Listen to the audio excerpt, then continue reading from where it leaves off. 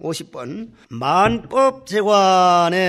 만법제관에 귀복자연이니라. 이게 시간이 좀 걸릴 말이란 말이요.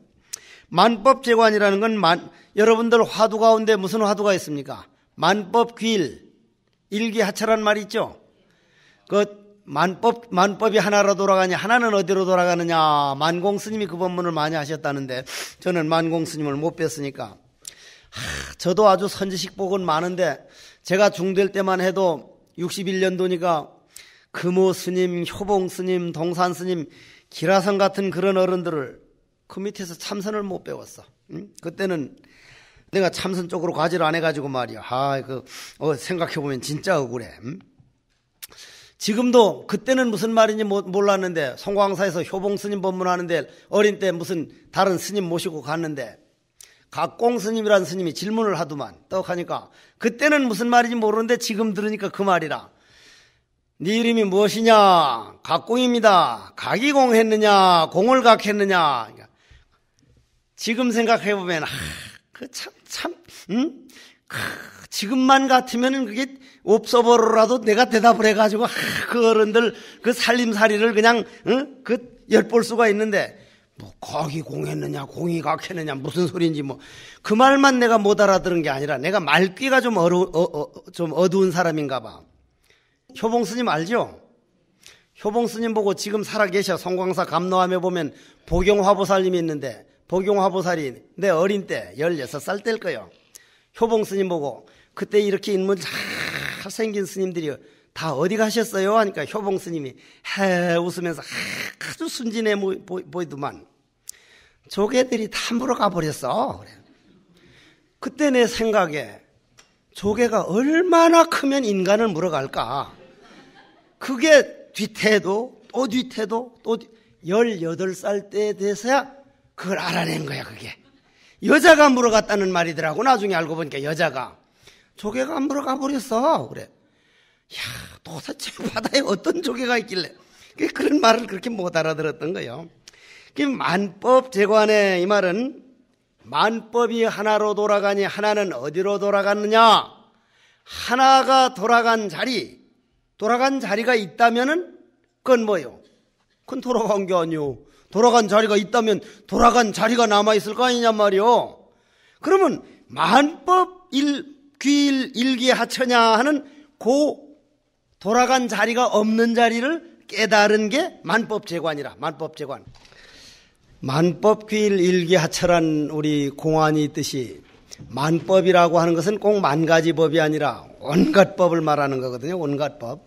축생의 법, 나무의 법, 사람의 법, 모든 법 따지고 보면은 나무도 새 한 마리도 모든 것이 지구에 있는 것은 지수화풍, 색계에 있는 것은 염력, 무색계에 있는 것은 색까지도 떠난 자리, 무색의 자리, 전부 다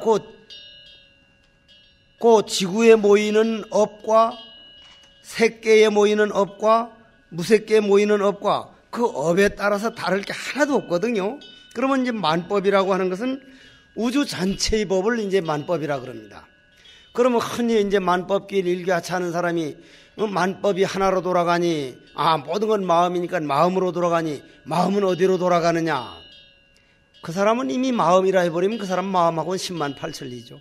그건 화두가 아니에요. 그러면 만법제관에 여러분들이 정말 만법이 여러분들 마음 안에서 한번 딱 드러난다는 것은 삼매입니다. 삼매.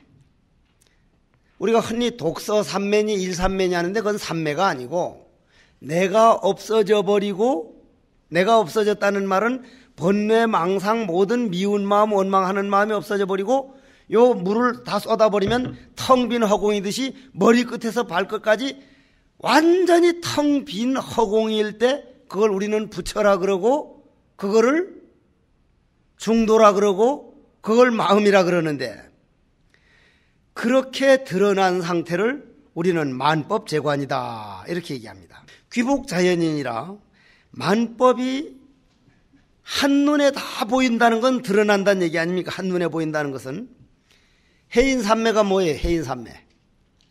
해인사에 가보면 해인산매의 줄임말인데, 해인산매를 우리는 흔히 바닷물이 가라앉으면은 그 안에 온갖 산호천이 고기 노는 모습이 보인다는 것만 생각을 하는데, 그 안에만이 아니라 우주법계가 고스란히 다 비치기 때문에 안과 밖이 하나가 되어 있는 상태를 우리는 해인산매라 그러거든요. 만법제관도 똑같은 말입니다.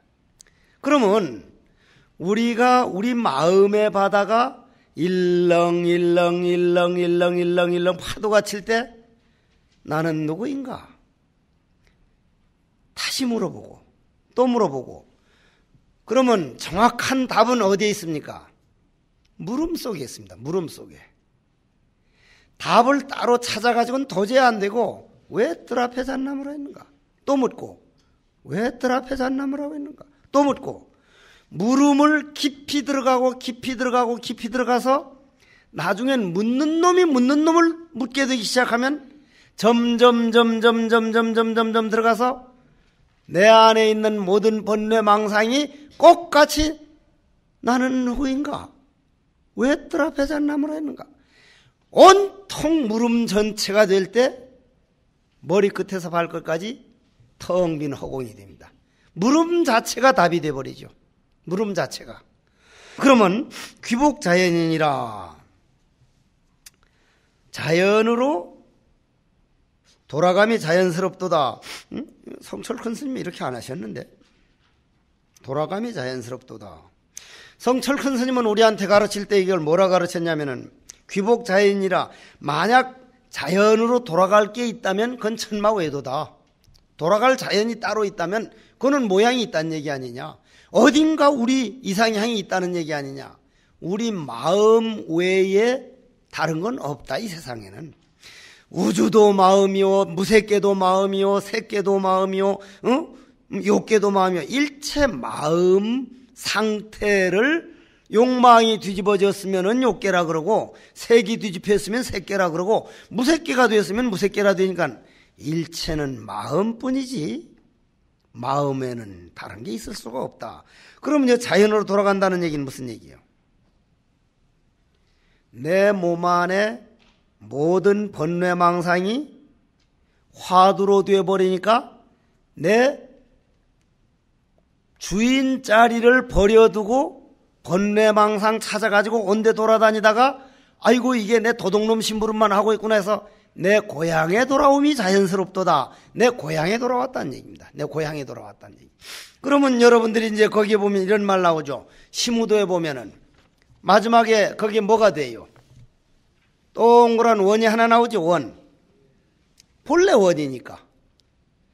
그럼 여러분들이 만약에 이 지구상에 지금 인구가 몇 명 정도 됩니까? 지구상의 인구가 60억인가요? 60억 중에서 결국은 부처가 다 돼야 되는데, 부처될 확률이 최상위 0.0001%에 여있는 분들이 상당 부분 들어가는 거예요. 그건 틀림없이 들어가요. 신신명끝까지 들어가지고 그거를 이런 세계가 있구나 한 사람이 씨앗이 안 되면은 그건 씨앗 될 리가 없죠. 그런데 그 씨가, 자, 요 컵뚜껑이라 여기다가 콩을 딱 놔두면 콩이 싹이 납니까 안 납니까? 요 우리나라 유명한 교수가 저 전라도 변산에 가가지고 아이고 맨날 내가 입만 팔아서 살 게 아니라 농사꾼이 돼서 직접 농사 지어봐야겠다고 해서 대학 교수를 사표를 내두고 변산 가서 콩을 심으려니까 언제 콩 심는지를 모르겠거든. 언제 심는지. 그래서 동네 할머니 보고 할매요 콩 언제 심어요 하니까 대학 선생했다며. 대학 선생해도 그게 콩 심는 건 모릅니다. 그러니까 콩 언제 심는 것도 몰라? 감꽃 필 때 심어? 감꽃 필 때 하니까. 그럼 감꽃이 언제 필 때를 알아야지. 감꽃. 할머니 감꽃은 언제 피해요? 참 답답이네. 콩 심을 때 피지. 그 할머니는 너무나 다 아니까 그렇고, 모르는 사람은 이래도 모르고 감꽃 필 때 콩 심지, 콩 심을 때 감꽃 피지. 진짜 맞는 말이지만 모르는 사람은 이래도 모르고 저래도 모르고 마찬가지요. 결국은 내가 내 마음 찾아서 얼마나 애를 썼느냐, 자기 노력한 만큼 내가 되지 노력 안 한 거는 되질 않습니다. 그런 차원에서 난 신신명은 이건 참 승찬 스님은 대단한 분이라고 봐. 자, 51번. 민기소이하여 불가방비니. 민기라는 게 이제 그 원인, 그 이유, 그 원인, 그 까닭을 없애버리면 견주어가지고 상대를 비할 바가 없음이라 이 말인데. 자, 다시 한번 얘기합시다. 아까 했던 얘기. 목련꽃이 조계사법당 앞에 목련꽃이 활짝 피었다면 우리가 꽃만 보는 사람은 목련꽃이 피었구나 하지만은 그 꽃은 나무에 있었던 것도 아니고 줄기에 있었던 것도 아니고 뿌리에 있었던 거 아니고 나무와 뿌리와 줄기와 흙과 따뜻한 체온과 물과 지수, 화, 풍 네 가지 원소 인연이 따뜻한 체온으로 딱 만나니까 꽃이라는 놈이 됐다가 그 인연이 끝나면 꽃이라는 건 또 따라가 버린다 이 말이에요. 그러면 꽃이라고 하는 절대치가 있는 게 아니고 흘러가는 인연만 있을 뿐이다. 그러면 눈으로 목련꽃을 봤다. 눈으로 보는 눈은 주관이고 목련은 객관이다. 그런데 내가 눈으로 볼 때는 목련꽃이더니 눈으로 보지를 않고 마음의 눈으로 봤더니 목련꽃이 목련나무에 있는 게 아니라 목련나무에는 목련이라는 DNA 씨앗만 가지고 있었는데 그 씨앗이 지, 수, 화, 풍 네 가지 원소를 만나가지고 따뜻한 인연이 되니까 그렇게 꽃으로 됐다가 다시 DNA로 돌아간다.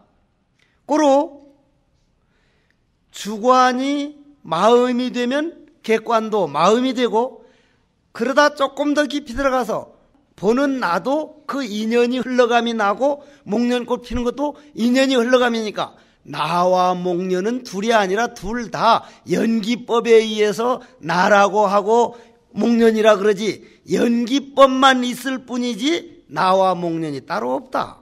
그 까닭이 없어져 버리는 거예요. 견주어서 피할 바가 없는 거예요. 전체가 연기법 뿐이니까. 그래서 부처님이 연기법을 보는 자는 나를 보고 나를 보는 자는 연기법을 본다. 여기서 나는 부처니까 연기법 자체가 부처다. 그러면 연기법 자체를 우주의 진리라 그런다 이 말이에요. 먼저 처음에 말씀드렸죠. 모든 인간은 대지를 의지해 살고 대지는 허공을 의지해서 살고 허공은 도를 의지해 살고 도는 무분별을 의지해 산다. 그러면 도가 우주의 진리인데 그건 무분별이 그렇게 보일 뿐이다. 무분별이 보일 뿐이다. 목련꽃 피는 그 연기나 나한테서 말 나오도록 만드는 그 연기나 여러분들 말 듣도록 하는 연기나 똑같은 연기법이란 말이에요.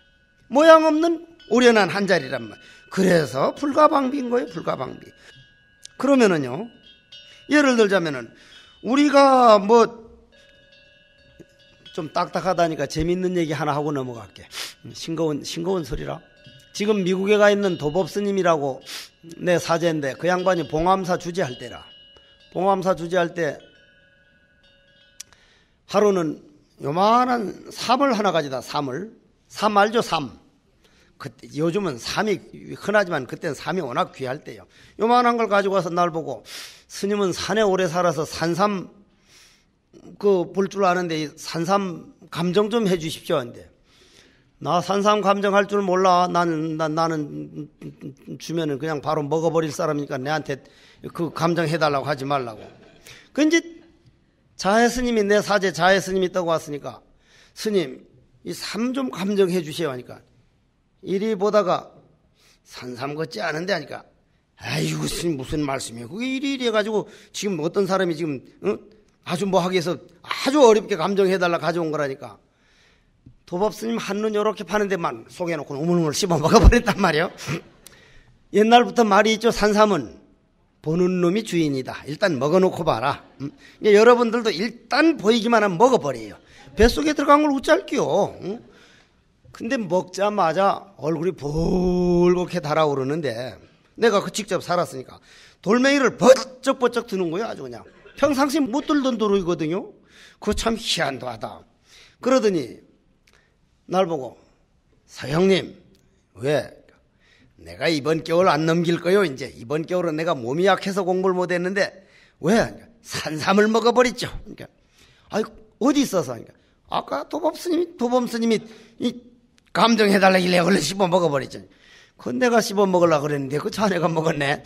그랬는데 힘이 벌떡벌떡 나가지고 얼굴이 붉으니 이만한 돌을 버쩍버쩍 드는 거예요. 부엌에 떡 가가지고 보살들 보고 대중공양 올 때거든. 내가 이번 겨울에 탁하니 공부를 마쳐서 구름을 타고 보사님네 집에 내리거들란 자애스님 왔구나 한 줄 아시오. 그러니까 어째서요? 그러니까 산삼을 먹었거든. 어디 있었어요? 그러니까 도범스님 주지가 와가지고 감정해달라는 거 먹어버렸으니까 보살이 아유 우리 이번에 가져온 수삼 중에 이상한 거 하나 가지고 주지스님 가지고 가던데요. 여기서 가져갔는데 그 말 딱 듣자마자 거기서 폭 주저앉아버려. 폭 주저앉아버려. 산삼 딱 먹었다고 100% 믿을 때 어떻게 됩니까? 100% 기운이 들어옵니다. 분명히 들어옵니다. 산삼이 아니고 이 안에 수삼 수십 뿌리 수백 뿌리 있는 것 중에 이상한 거 하나 가지고 왔다는 말 딱 듣는 순간 그 마음에 따라서 기운이 쏙 나가버린 거예요. 정말 마음입니다. 일체유심조거든요. 정말 마음이거든요. 그러면 민기소외하야 불기방빈이 하는 것은 우리 모든 것은 여러분들도요 가장 힘든 게 뭡니까? 가장 힘든 게 사람마다 달라. 법정 스님은 인혁당 사건으로 젊은이들 죽어가는 게 그렇게 마음 아팠다지만 나는 태백산 도소람 가가지고 내 아버지 어머니 가슴에 그런 큰 상처를 들여두고 와가지고 내가 내 마음대로 안 된다는 사실, 내 몸뚱이를 내 마음대로 못한다는 사실이 사람이 막 미치고 환장할 일이라죠. 어떻게 내가 나를 마음대로 못할까? 내가 나를. 여러분들 마음대로 돼요?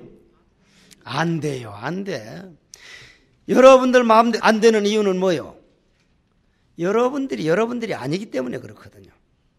여러분들이 아니기 때문에 그런 거예요. 만일 이게 내라면은 이게 내가 아니라 내 지어놓은 업덩어리지 내 본 마음은 이런 모양이 없거든요. 요거는 지, 수, 화, 풍 네 가지 원소에서 빌려온 거기 때문에 네 가지 원소에 의해서 늙어가고 네 가지 원소에 의해서 아프고 네 가지 원소에서 결국 죽어갈 거란 말이요. 이게 만일 내 거라면은 제가 14살, 13살 때요. 해인사에 요만한 게 장삼이 있고 머리 싹 가고 가면 비구니 스님들이 아이고 귀여워해서 보는 놈마다 그렇게 만졌어요. 보는 놈마다 그냥. 보는 비구니 스님들마다. 그런데 왜 만져요? 귀엽다고 만졌거든. 지금 이리 귀여워요? 귀엽냐고? 환갑진갑 다 지나서 귀여워? 내 몸뚱이도 내 마음대로 못하는데 내가 그때는 이 법을 몰랐던 거예요. 내 몸뚱이도 내 마음대로 못하는데 어떻게 공부를 내 마음대로 되기를 바라랴. 내 몸뚱이도 내 마음대로 안 되는데 어떻게 상자들이 내 마음대로 되랴. 요즘 내 상자들이 스님 옛날보다 많이 달라지셨어요. 옛날엔 뭐하다 못하면 한방 탁 일단 소리라도 지르는데 때리지는 않지만 소리라도 지르는데 놔둬라 막. 요번에 해인사 간 놈이 강원을 보내놨더니 꼴등을 했어. 꼴등을. 그래서 지가 꼴등하기 겁나니까 저기 있는 원주 스님한테 성적표 가지고 와서 도장 좀 은사 받아달라고 은사 스님 받아달라고 가져왔길래 야 가서 어쨌거나 4학년 졸업할 때까지 절대 꼴등을 남주지 말아라. 어쨌거나 꼴등을 해라. 한 등이라도 올라가면 남은 꼴등하면 마음 아프지만 너는 아예 꼴등 그 꼴등 아무나 못하는 거다. 저는 정말 꼴등하는 거에 대해서 말 안 합니다. 전 시험 안 돼본 역사가 없거든요. 자네분들 뵐 수 있나요? 대갈빼기 좋은 게 뭐 대단한 거라고. 남이 충고를 잘 받아들이고 남이 아픈 말 할 때 잘 받아들이고 마음이 넓게 쓸 때 그게 참말 올라가는 거지. 머리 좋은 거 나는 그거 뵐 거 아니라고 봐요. 난 진짜 그걸 관여하네. 대신 부처님을 향한 마음이 얼마냐. 오늘 당장 죽더라도 대세생생 스님이 길 스님 생각 외에 다른 생각이 있느냐 없느냐. 그것만 보지 시험 잘 보고 안 보고는 안 보듯이 여러분들이 집에서 아들 딸을 볼 때나 부부간에나 저 사람 움직이고 있는 부처의 세계에서는 잘났느니 못났느니가 아니라 완전히 나하고 동등한 부처인데, 다만 과거 전생에 우리가 맺어진 업이 요런 면은 내 마음을 아프게 하고 요런 면은 저 사람 마음을 아프게 해서 요거 해결하려고 왔으니 서로 싫은 문제를 싫은 걸로 놔둘 게 아니라 요 싫은 거를 농사 지어 가지고 어떻게 하면 눈에 거슬리지 서로 않도록 농사 짓고 갈 것인가. 이건 내내 이 말이 그 말이라. 민기소이하야 불가방비라는 게, 여러분들 집안 가족 살아가면서 이게 삶에 바로 이어지게 되는 거란 말이에요. 이게. 나는 줄에 설 때마다 꼭 그 얘기를 하지. 제일 첫째, 단점을 먼저 알아내라. 결혼해가지고 한 5, 6년, 10년 넘어가면 단점이 싫어가지고 헤어질 생각나니까 야뽕 할 때, 콧소리 날 때 어쨌거나 단점을 전부 다 알아내가지고 내 단점 좀 지적해 주소. 나는 당신 결혼하기 전에 몰랐던 단점 이리이리 한 게 마음에 걸리니까 요걸 좀 이렇게 고쳐주면 정말 좋겠다고. 당신 지적해 나도 좀 꼭 고치겠다고. 그렇게 고쳐나가다 보면은 서로 농사 지으는 사람이 돼서 단점을 보면 저 사람 저 농사 지어져 있구나. 단점을 사랑해야 되고 단점을 덮어주려고 부부가 돼가지고 그 단점 서로 드러낸다고 싸움 하지 말아라 하는 말도 꼭 같은 말이에요. 이 말이 어떻게 보면은. 자, 그 다음 말이 조금 이게 중요한 말이니까 그 다음으로 일단 넘어가요. 52번. 지가 도일세 무도잉이 어도잉이 질세 무지로다. 자, 참 이게 아주 희한한 말이라. 저는 피아노를 그렇게 좋아하거든요. 피아노를. 내가 옛날 산당정야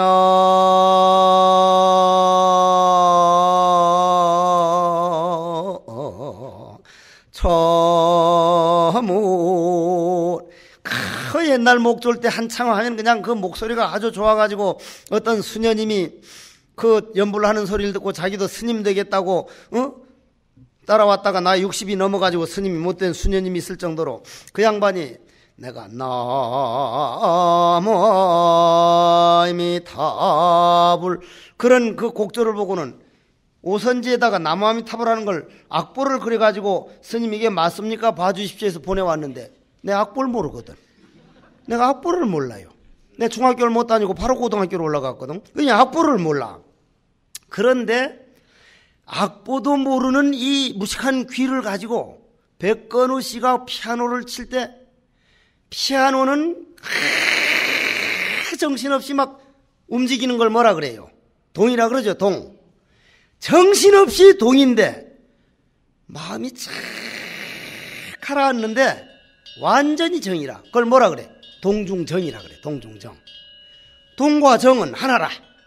저쪽은 정신없이 움직이는데 나는 정으로 돌아가는 거예요. 반대로 동광 선생님 이제 자제분이 와 있는데 동광 선생님 예술의 전당에서 글씨 전시를 하는데 여러 작품이 아니라 딱 두 작품이 딱 가서 보는데 글씨는 가만히 정으로 있는데 내가 달달달달달 떨리는데 전율이 오는데 타산 줄령을 뛰어넘다가 파도 소리를 들으면서 멈칫하게 서 있는 그 소리가 다 들려오는데 글씨는 정인데 내 마음은 막 그냥 마구 뛰는 거예요. 마구. 정중동이라.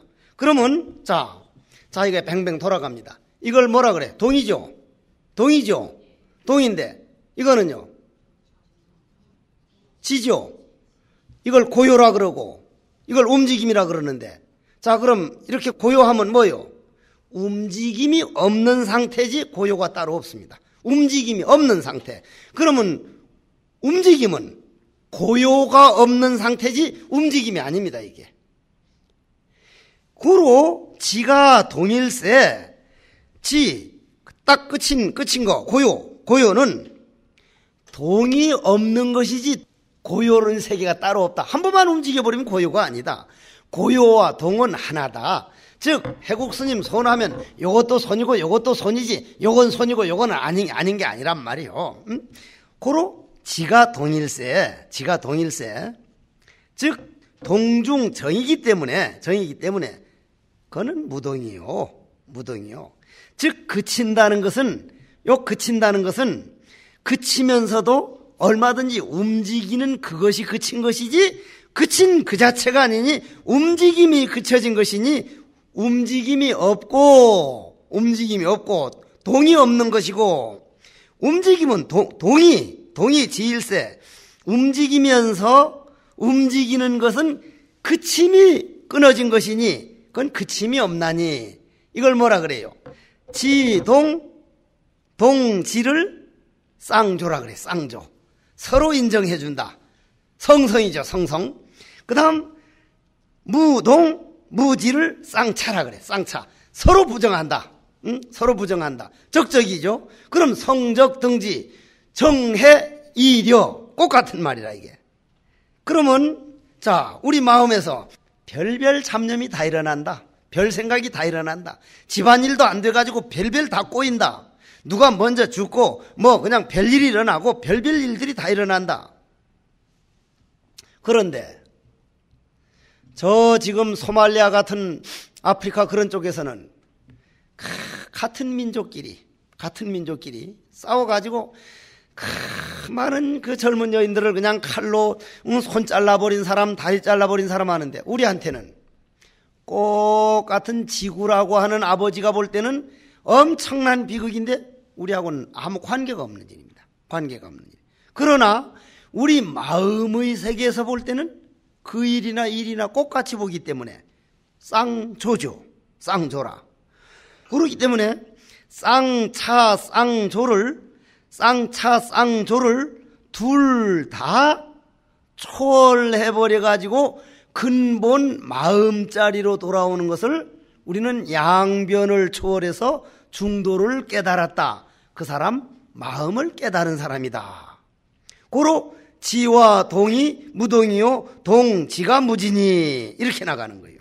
자, 그러면은 제가 이제 종안로 스님하고 저 석종사에는 구참 스님들이 좀 많이 사는데, 가끔 가다 많이 오시는데, 종안로 스님이 지금 90이 다 돼 가거든요. 사니까 날 보고, 아이고 스님은 연세가 젊어서 좋겠시오. 그 노장님이 그러는데, 그 노장님 가고 나니까 내가 제일 나이 많으니까, 내 상자란 놈들이 말이요, 야 노틀 나온다 노틀, 응? 노장 나온다 노장. 나는 노장도 아니고 젊은이도 아니고, 내 마음속에 나는 지금도 빨리 늙기를 바란다 그러면은 내 주위에 있는 신도들이 스님 늙어서 좋을 거 하나도 없습니다. 저는 정말 늙기를 바라거든요. 머리도 좀 제발 훌렁훌렁 빨리 빠졌으면 좋겠는데 빠지란 놈이 머리는 안 빠집니다. 이게 빠지지 말라는 사람 빠지는데 좀 훌딱 빠져버리면 왜 빠지면 좋아요? 면돈 날이 얼마 안 들어가요. 깎는데 머리 빠진 사람하고 안 빠진 사람 머리 깎는 게 아주 차이가 많아. 그러면 제가 늙음을 좋아한다는 말은 늙음 자체와 젊음 자체를 하는 게 아니라, 늙은 사람들이 자기 안에 10대도 들어있고 20대, 30대 젊음이 다 들어있는 걸 인정을 하면 늙음과 젊음은 둘이 아니에요. 늙은 걸 싫어할 필요가 하나도 없는 기라. 하나도 없는 거예요. 그래서 지동무동이요 동지무지다. 요 정도로 해서 넘어갔다가 다시 시간 되면 한번 다시 더 할게요.